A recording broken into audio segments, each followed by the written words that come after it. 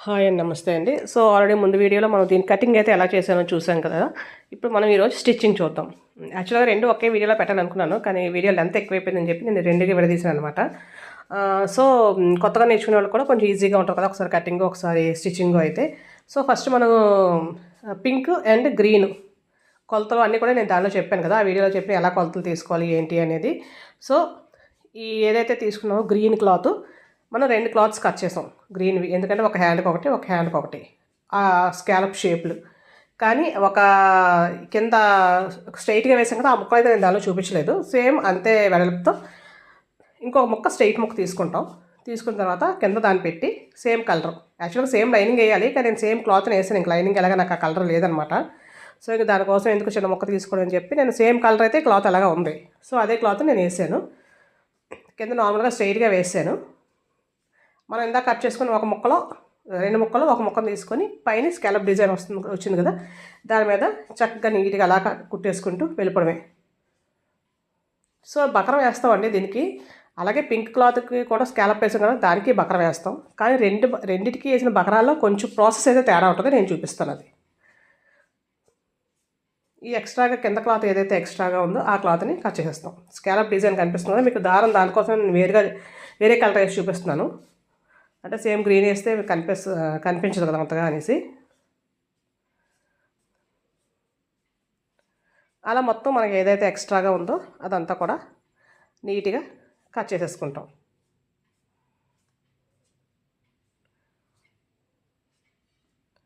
Cut చేసేసుకున్న తర్వాత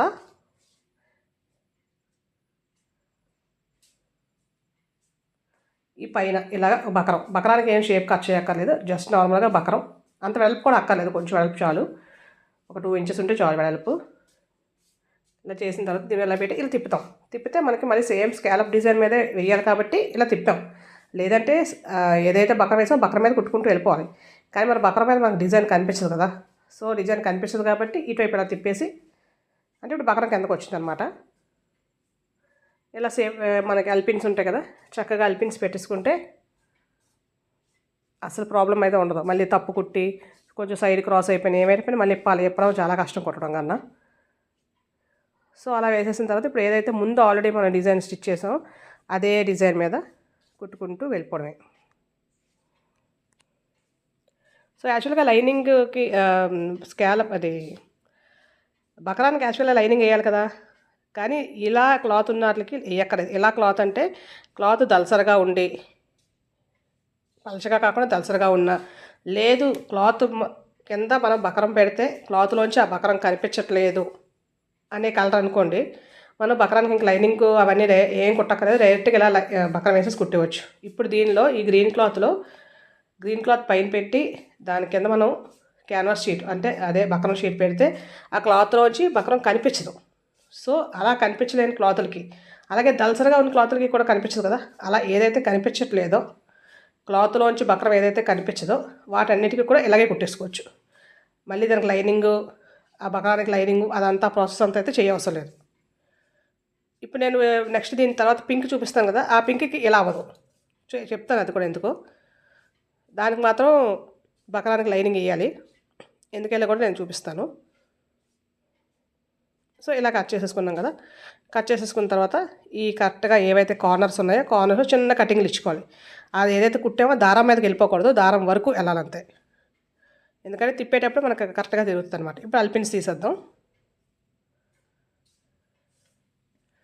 తీసేసిన తర్వాత ఇప్పుడు ఇలా ఫస్ట్ పెట్టాము. తర్వాత కుట్టు కోసం మళ్ళీ తిప్పాము. ఇప్పుడు ఈ ఫస్ట్ ఇది చూసారు కదా! కటింగ్‌లు చిన్న చిన్నవి వచ్చాయి కదా! ఇప్పుడు ఈ క్లాత్‌ని ఫస్ట్ పై క్లాత్‌ని అండ్ బకరాన్ని పట్టుకొని ఈ మధ్యలో ఎక్కడైతే షేప్ మనకి స్కాలప్ పెట్టామో అక్కడ కింద ఫింగర్ని ఇలా లోపలికి తోసుకుంటూ లోపలికంటే స్కాలప్ లోపలికంటే మనకు పైకి అనమాట తోసుకుంటూ షేప్ బయటికి రావడం కోసం ఇలా తిప్పేసుకుంటాం అంతే. తిప్పేసుకున్న తర్వాత ఇలా మనకి స్క్రూ డ్రైవర్ కానీ ఏదైనా పెన్ కానీ పెన్సిల్ కానీ ఉంటే దాంతో ఒకసారి షేప్ని బయటకి తీసుకోవచ్చు.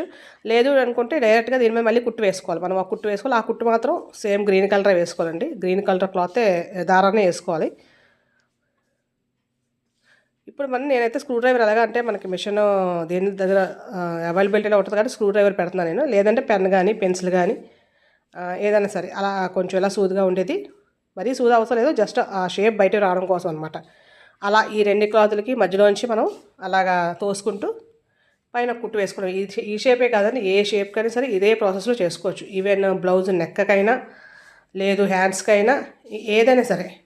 ఏది మనకి క్లాత్లోంచి బక్రం కనిపించదు అనుకుంటే, ఇప్పుడు చూసారా 2 క్లాతులకి మధ్యలో బక్రం ఉంది అంతే, కానీ ఆ క్లాత్ నుంచి మనకు బక్రం కనిపించదు కలర్, ఆ క్లాత్ అలాంటిది కాబట్టి.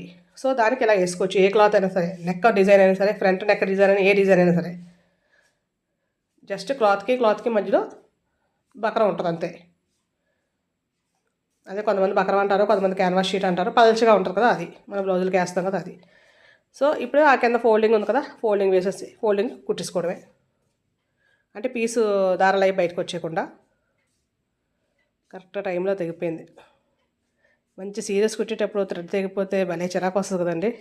ఒక్కోసారి అయితే చాలా అంటే చాలా చిరాకు వచ్చేస్తుంది. అలాంటప్పుడు నేనైతే ఏం చేస్తానంటే ఇంకా కొంతసేపు కుట్టడం ఆపేస్తాను. వేరే ఏదైనా పని చేసుకుని వస్తే మళ్ళీ ఫ్రెష్ అవుతుంది మైండ్, అప్పుడు చేస్తాను. లేదంటే చిరాకులో కొంచెం తప్పుగా చేసేస్తాం. సో ఇలా కుట్టేసుకోవాలి. ఇప్పుడు మనకి ఒక పార్ట్ తయారైంది, ఇంకా హ్యాండ్లో ఒక పార్ట్ తయారైంది. ఇప్పుడు సెకండ్ పార్ట్కి ఇప్పుడు నేను చెప్పాను కదా ఇందాక, ఇదేంటంటే బక్రం క్లాత్ నుంచి కనిపిస్తుంది అనమాట. మనం ఏదైతే క్లాత్, ఇది ఇంకా ఒరిజినల్ క్లాత్ కాదు, ఒరిజినల్ క్లాత్ కింద పెడితే బక్రం కనిపిస్తుంది, పింక్ అనమాట అది, అందుకని కనిపిస్తుంది. సో అలా కనిపించే వాటికి ఇలా కుట్టుకోవాలి. ఫస్ట్ ఒక 2 ఇంచెస్ వెడల్పుతో మన పొడవు ఎంత కావాలంటే మన హ్యాండ్ లూజ్ బట్టి తీసుకొని సేమ్ అంతే బక్రం తీసుకోవాలి. బక్రం ఒక 1/2 ఇంచ్ తగ్గించుకోవాలి. నేను ఫస్ట్ సేమ్ కట్ చేశాను కదా, సో మీకు చూపించడం కోసం ఇంకా 1/2 ఇంచ్ తగ్గించేస్తున్నాను. 1/2 ఇంచు అంటే ఒక 1/4 ఇంచు, తర్వాత 1/4 ఇంచుకి 1/2 ఇంచుకి మధ్యలో అలా. ఎందుకంటే ఎక్స్ట్రా క్లాత్ ఇక్కడ ఒక 1/4 ఇంచ్ ఎక్స్ట్రా ఉండాలి, ఎందుకంటే ఇలా కుట్టుకోవడానికి. ఒకవైపు మామూలుగా డైరెక్ట్గానే కుట్టేస్తాం, బక్రం మీద క్లాత్ వేసేసి లైనింగ్ క్లాత్. ఇప్పుడు నేను కుట్టేది లైనింగ్ క్లాత్.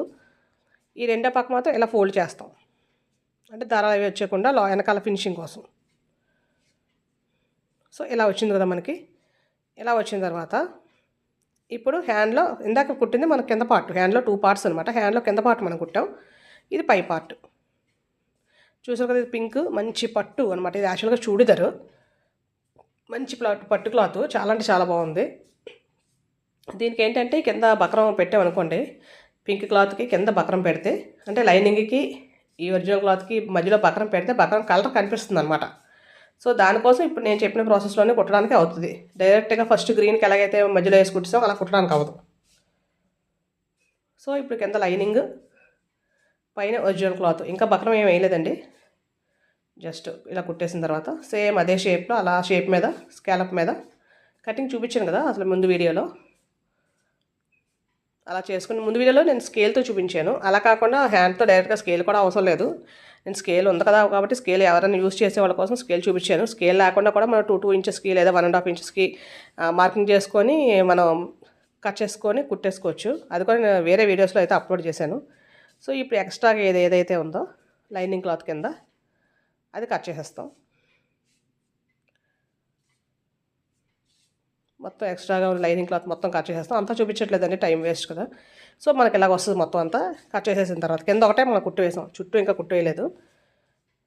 వేసేసిన తర్వాత ఇప్పుడు మనం ఇది ఆల్రెడీ కుట్టాం కదా ఇక్కడ ఒకవైపు, ఇటువైపు ఒకవైపు క్లాత్ మడత పెట్టి కుట్టాం కదా, ఆ మడత పెట్టింది పై వైపుకు ఉండాలి, మడత లేనిది కింద వైపు ఉండాలి. సో ఇప్పుడు మళ్ళీ అవతల వైపు తిప్పాను, ఎందుకంటే షేప్ కోసం, సేమ్ పైన షేప్ కనిపించదు కాబట్టి ఈ స్కాలప్ షేప్ కోసం ఇప్పుడు అల్పిన్స్ పెడుతున్నాను. అల్పిన్స్ పెట్టేటప్పుడు ఈ బకరం కుట్టిన లైనింగ్ క్లాత్ని కొంచెం 1/4 ఇంచ్ ఫస్ట్ గ్రీన్కి ఎలాగైతే పెట్టుకున్నాం ఎక్స్ట్రాగా, అలా ఎక్స్ట్రాగా ఉన్నట్టు పెట్టి అప్పుడు ఈ డిజైన్ మనం పెట్టేసి అల్పిన్స్ పెట్టేసుకోవాలి.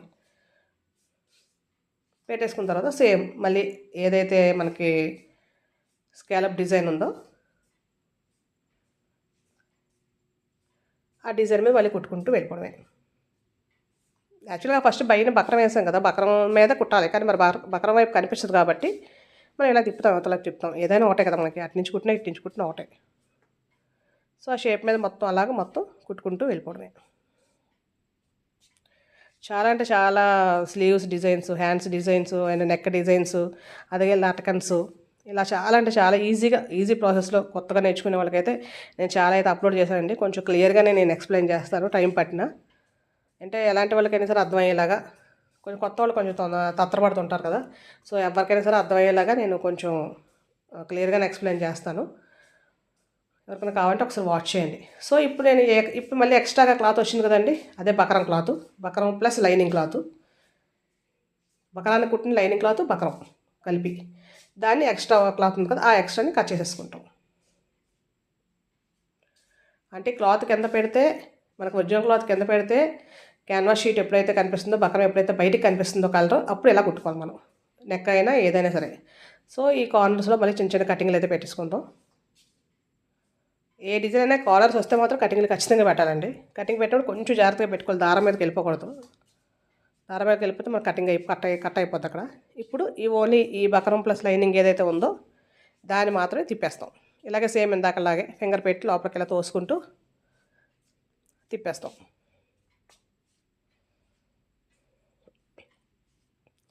సేమ్ తిప్పేసిన తర్వాత ఇంకా ఐరన్ చేస్తే ఇంకా చాలా బాగా కనిపిస్తుంది, మనకు క్లియర్గా కూడా ఉంటుంది. సో ఇప్పుడు ఇది ఎలాగొచ్చింది, దీనికి లోపల లైనింగ్ లేదు చూసారు కదా, అదే ఇందాక నేను తేడా చెప్పాను కదా, అదనమాట. సో ఇలా లైనింగ్ ఇది కింద పెడితే కనిపిస్తుంది అని చెప్పి నేను ఇలా దీనికి ఇలా చేశాను. దీనికి కనిపించట్లేదు కాబట్టి ఇలా చేశాను అనమాట గ్రీన్కి. సో ఇందాక సేమ్ ఏదైతే మనం పైన మళ్ళీ కుట్టు వేసుకున్నామో, స్క్రూ డ్రైవర్తో లోపలికి తోస్తూ డిజైన్ బయటకు వచ్చేలాగా చేసి కుట్టు వేసుకున్నాం కదా, అలాగే సేమ్ స్క్రూ డ్రైవరు లేదా పెన్ అయితే పెన్ను, పెన్సిల్ అయితే పెన్సిల్, ఏదైతే అది మనకి ఏది వీలుగా ఉంటే అది అలా పెడుతూ ఈ పైన లైనింగు వజ్రాలు పైన ఉన్నాయి, దాని కింద మళ్ళీ బకరం వేసాం కదా, అక్కడ ఆ మధ్యలో చూడండి నేను చూపిస్తున్నాను కదా, ఆ మధ్యలో స్క్రూ డ్రైవర్తో ఇలాగంటే మనకి షేప్ కరెక్ట్గా బయటకు వచ్చేస్తుంది అనమాట. మనం ఎంత షేప్ అన్నీ కట్ చేసినా సరే మనం ఇలా చేయకపోతే మనకు షేప్ కరెక్ట్గా బయటకు రాదు. సో అందుకని చెప్పి మనం ఇలా లోపలికి ఇలా చుచ్చుకుని ఇలాగ వచ్చినట్టు చేసి అప్పుడు దాన్ని మళ్ళీ ఇంకో కుట్టు వేసేస్తాం. సేమ్ ఇందాక గ్రీన్కి ఎలాగైతే వేసామో సేమ్. లాస్ట్ మొత్తం మధ్యలో నేను చూపించలేదండి, ఆల్రెడీ ఫస్ట్ చూపించాను కదా ఇంకా. సో అయిపోయిన తర్వాత ఈ మొత్తం మిగతా అంతా మనం నార్మల్గా హ్యాండ్కి ఎలాగైతే వేసుకుంటామో అలాగే మొత్తం జాయింట్ వేసేసుకొని లైనింగు అండ్ ఒరిజినల్ క్లాత్ని జాయింట్ చేసేసుకోవాలి.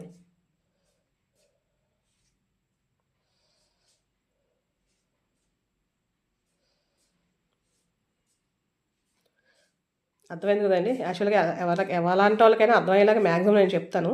ఇంకేమైనా డౌట్స్ ఉంటే కనుక జస్ట్ కమెంట్ బాక్స్లో కమెంట్ చేయండి. సో ఇప్పుడు ఎక్స్ట్రాగా ఉన్న క్లాత్ని అయితే మనం కట్ చేసేసుకుందాం. ఇంకా చాలా అంటే చాలా కటింగ్ అన్నీ చేసి ఉన్నాయి, నేను ఇంకా అప్లోడ్ చేస్తానండి. చాలా అయితే ఇంకా సగం వీడియోలు అయ్యాయి అనమాట, ఇంకా కుట్టి వీడియోలు అవ్వలేదు, ఓన్లీ కటింగ్ వీడియోలు అయ్యాయి. అవి కూడా నేను అప్లోడ్ చేస్తాను, చాలా డిజైన్స్. సో మనకి ఇలాగ వచ్చింది కదా, ఇది హెమ్మింగ్ చేసేసుకుంటాం, చేతి పని చేసేసుకుంటాం అంతే లోపల. సో ఇది హ్యాండ్కి పై పార్ట్. ఇప్పుడు మనం ఫస్ట్ కుట్టిన గ్రీన్ది కింద పార్ట్. సో డబుల్ స్కాలప్ అనమాట. ఇప్పుడు ఇది ఎలాగొచ్చింది కదా, ఈ లోపల ఎలాగ మడత కనిపిస్తుంది కదా, ఈ మడతను అలాగ పైకే మనకు ఉండేలాగా పెట్టి, మడత పైకి ఉండేలాగా పెట్టి, అంటే లోపల ఫినిషింగ్ కొంచెం నీట్గా రావడం కోసం దీనికి కరెక్ట్గా మడత పెట్టుకొని, దీని సెంటర్ అంటే మిడిల్ ఎక్కడికి వచ్చిందో మధ్యలోకి అక్కడ ఒక మార్కింగ్, అలాగే దీనికి కూడా మిడిల్ ఎక్కడికి వచ్చిందో అక్కడ ఒక మార్కింగ్ పెడితే మనకి ఎక్కడికి తేడా రాదనమాట. సో ఇప్పుడు మనం ఈ మిడిల్ మీద ఈ మిడిల్ పెట్టేసి మనకి ఎంతవరకు కనిపించాలి, గ్రీన్ కొంచెమే కనిపించాలంటే పై వరకు పెట్టేస్తాం, అంటే ఇంకా లోపల తోసేస్తాం. లేదు మనకు కొద్దిగా కనిపించాలంటే నేను ఎలా కనిపించాలని నేను పెట్టుకున్నాను అనమాట. సో ఇలాగా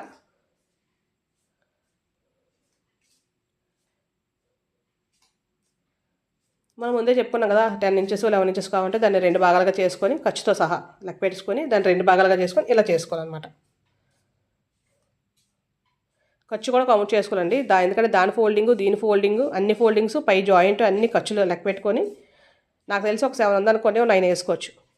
అలా 2 ఇంచెస్ మ్యాక్సిమం వేసుకోవాలి. కొంచెం బాగా కుట్టేవాళ్ళు అంటే కొంచెం ఈజీగా కుట్టేసేవాళ్ళు అయితే 1.5 ఇంచ్ ఎక్స్ట్రా వేసుకున్నా సరిపోద్ది. సో ఇలా ఉంది కదా,